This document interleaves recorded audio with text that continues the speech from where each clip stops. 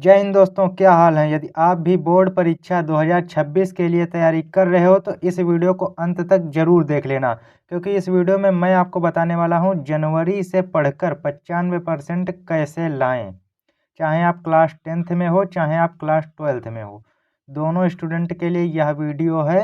तो वीडियो को अंत तक जरूर देखना। तो इसके बाद यहाँ पर देखिए कि आपका अक्टूबर महीना बीत चुका है, नवंबर भी बीत चुका है और आपका दिसंबर भी बीत चुका है। अब आप जनवरी से पढ़ कर के 95% कैसे लाओगे, यही आपको बताने वाला हूँ।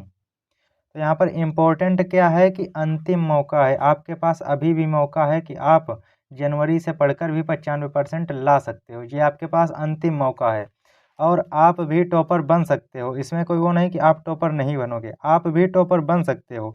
वीडियो को अंत तक जरूर देखें, 95% मार्क्स पक्का आएगा आपका।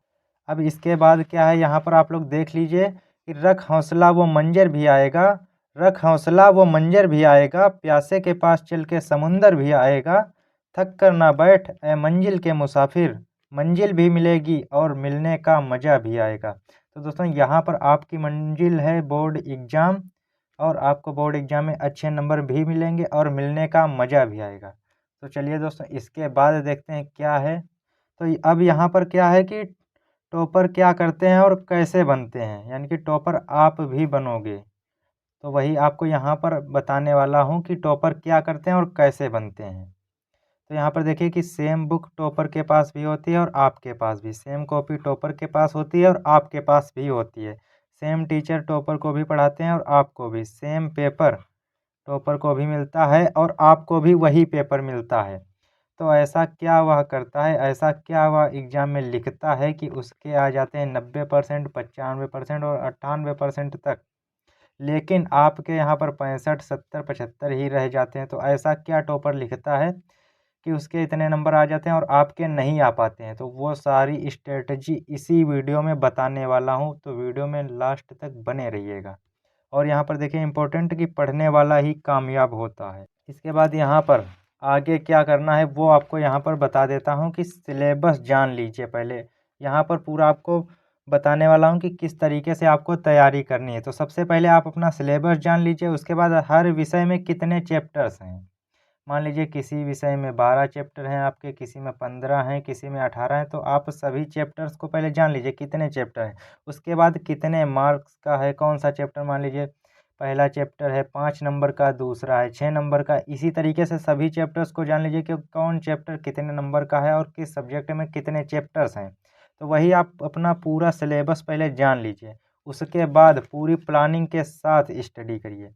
पूरी प्लानिंग के साथ आपको कैसे स्टडी करनी है वो यहाँ पर बताता हूँ कि देखिए यहाँ पर बहुत से बच्चों के कुछ सब्जेक्ट कमज़ोर होते हैं और कुछ सब्जेक्ट मजबूत होते हैं। ज़्यादातर छात्रों के जो हिंदी और एसएसटी मजबूत सब्जेक्ट होते हैं और मैथ और साइंस ये कमज़ोर सब्जेक्ट होते हैं। तो यहाँ पर आपको बताने वाला हूँ कि आप कमज़ोर सब्जेक्ट को मजबूत कैसे करोगे। तो मान लीजिए यहाँ पर आप 2-2 घंटे सभी सब्जेक्ट को पढ़ते हो, तो यहाँ पर आपको जो हिंदी और एसएसटी है इसे 1-1 घंटा पढ़ना है और मैथ और साइंस को यहाँ पर आपको 3-3 घंटे पढ़ना है, जिससे कि आपके बोर्ड एग्ज़ाम तक ये कमज़ोर सब्जेक्ट भी मजबूत हो जाएंगे। तो इसी तरीके से आपको पूरी प्लानिंग के साथ स्टडी करनी है। इसके बाद आपको क्या करना है, यहाँ पर देखिए कि टॉपर कैसे बनना है। यहाँ पर आपको टॉपर बनने के लिए हार्ड वर्क के साथ साथ आपको स्मार्ट वर्क भी करना पड़ेगा। स्मार्ट वर्क भी करना पड़ेगा आपको, तभी आप टॉपर बन सकते हो। इसके बाद क्या है, सेट योर गोल। आपको अपना गोल सेट करना है कि आपको अपने बोर्ड एग्जाम में कितने नंबर लाने हैं। यानी कि आपका गोल हो सकता है 70% का, 75 का, 80, 85, 90, जितना भी आपको लाना वो अपना गोल सेट कर लीजिए। इससे होता क्या है कि आपका जब गोल सेट कर लेते हो आप, तब आपका दिमाग उसी तरीके से काम करता है कि आपको इतने परसेंट लाने हैं। उसके बाद बेस्ट टाइम टेबल यहाँ पर बनाइए आप लोग, जो रोज़ फॉलो कर सकें। ऐसा नहीं है कि आपने एक बार फ्लो में आकर के आपने 12-13 घंटे का टाइम टेबल बना लिया और एक दिन ही फॉलो किया, उसके बाद दूसरे तीसरे दिन से आपने फिर वही 2-3 घंटे पढ़ना स्टार्ट कर दिया। इससे कोई फ़ायदा नहीं है। आपको ऐसा टाइम टेबल बनाना है जो कि आप रोज़ फॉलो कर सकें। और ऑल सब्जेक्ट का यहाँ पर टाइम टेबल होना चाहिए। ऐसा नहीं कि एक दो सब्जेक्ट का ही बना लिया बाकी आपने छोड़ दिए, तो ऐसा नहीं करना है आपको। ऑल सब्जेक्ट का टाइम टेबल बनाना है आपको। इसके बाद देखिए क्या है दोस्तों आगे, इसके बाद है यहाँ पर सोशल मीडिया कम से कम उपयोग करें। तो यहाँ पर आपको सोशल मीडिया का कम से कम उपयोग करना है बोर्ड एग्ज़ाम तक। जैसे कि इंस्टाग्राम हो गया, जिस पर आप रील्स चलाते रहते हो, शॉर्ट वीडियो हो गया, फेसबुक व्हाट्सअप भी आपको बिल्कुल भी नहीं चलाना है। इंस्टाग्राम के आप जाते हो, एक एक रील देखते हो, 2 रील देखते हो, 3 देखते हो, उसके बाद 2-3 घंटे कब हो जाते हैं पता ही नहीं चलता है। उसी तरीके से शॉर्ट वीडियो भी है। आप यूट्यूब पर जाते हो तो पढ़ाई करने, लेकिन वहाँ पर आप 1 शॉर्ट देखते हो, 2 शॉर्ट देखते हो, 3 शॉर्ट देखते हो, उसके बाद स्क्रॉलिंग शुरू हो जाती है आपकी। और उसके बाद 2 से 3 घंटे कब हो जाते हैं पता ही नहीं चलता है। ऐसा किस-किस के साथ हुआ है कमेंट ज़रूर करना। तो ये आपको सोशल मीडिया बिल्कुल भी नहीं चलानी है बोर्ड एग्ज़ाम तक, बस इतने ही समय तक ही आपको नहीं चलानी, उसके बाद आपका जितना मन करे उतना चला लेना, बस तब तक ही नहीं चलानी है। उसके बाद यहाँ पर देखिए महत्वपूर्ण बातें क्या हैं, वो यहाँ पर देखिए कि एनसीईआरटी प्लस 3 इयर्स के पेपर को आप लोग को ज़रूर से सॉल्व करना है और दिन भर स्कूल कोचिंग नहीं दौड़ना है। ये अब साल भर आप बहुत पढ़ लिए, बहुत कोचिंग कर लिए, बहुत स्कूल जा चुके, क्योंकि स्कूल जाने में और कोचिंग जाने में आपका बहुत सा टाइम वेस्ट हो जाता है। इसीलिए आपको सेल्फ स्टडी 100% चाहिए। आपको सेल्फ स्टडी घर में ही रह कर के आपको पढ़ाई करनी है और डेली का टारगेट सेट करो। मान लीजिए आज मुझे साइंस का ये पहला चैप्टर पूरा तैयार करना है तो करना है। ऐसे आप अपना पूरा डेली का टारगेट सेट करो सभी सब्जेक्ट में। तो ये आप अपना डेली टारगेट ज़रूर सेट करो, जिससे कि आपको तैयारी करने में बहुत ही हेल्प मिलेगी। इसके बाद दोस्त पढ़ने वाले बनाओ, जिससे कि वो आपको स्टडी में भी सहायता करेंगे। इसके बाद सिर्फ बुक खोलकर देखना नहीं है, पढ़ना भी है। ऐसा नहीं कि आप बुक खोल कर के तो बैठे हो पढ़ने के लिए, लेकिन आप इधर-उधर की बातें सोच रहे हो, फ़ोन चलाने लग गए हो, तो ऐसा नहीं करना। सिर्फ बुक खोल कर नहीं देखना है, पढ़ना भी है। अब इसके बाद अंतिम चीज़ देखते हैं क्या करना है। आखिरी चीज़ है यहाँ पर कि अब आपको 95% कैसे लाना है। यहाँ पर पूरी स्ट्रेटजी आपको बताने वाला हूँ कि किस तरीके से आप तैयारी करोगे तब आपके 95% आएँगे। यहाँ पर देख सकते हो दोस्तों, अंतिम दिनों तक स्टडी आपकी यहाँ पर चलेगी। तो अंतिम दिनों तक स्टडी में क्या है, 3 इयर्स के पेपर।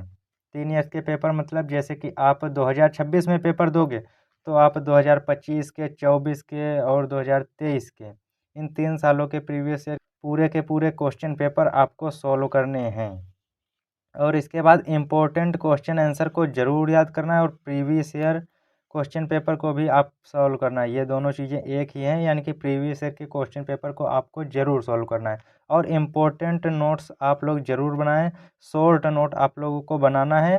तो यहाँ पर दोस्तों नोट्स आपको ऐसे बनाने हैं कि आप एग्ज़ाम के एक दिन पढ़कर भी आप अच्छे नंबर ला सको, ऐसे आपको नोट्स बनाने हैं। इसके बाद सेल्फ स्टडी आपको 100% चाहिए, सेल्फ स्टडी ज़रूर करनी है और मॉडल पेपर ज़रूर से सॉल्व करने हैं। इससे आपको एक तरीका पता चल जाता है कि किस तरीके का आपका बोर्ड एग्ज़ाम में पेपर आएगा और ये भी पता चल जाता है कि आपके कितने नंबर आएंगे।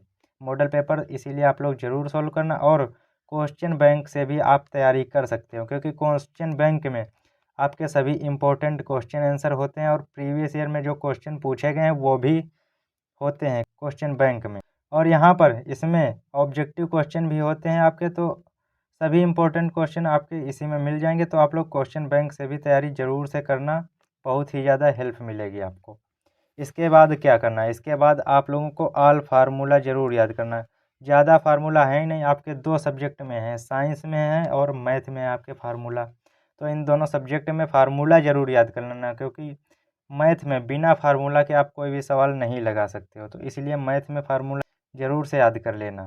तो यहाँ पर फार्मूला आपको याद करना है और चैप्टर के इम्पोर्टेंट टॉपिक को ज़रूर पढ़ना है। जो भी चैप्टर्स के इम्पोर्टेंट टॉपिक्स हैं उनको आप लोगों को ज़रूर पढ़ना है, याद करना है।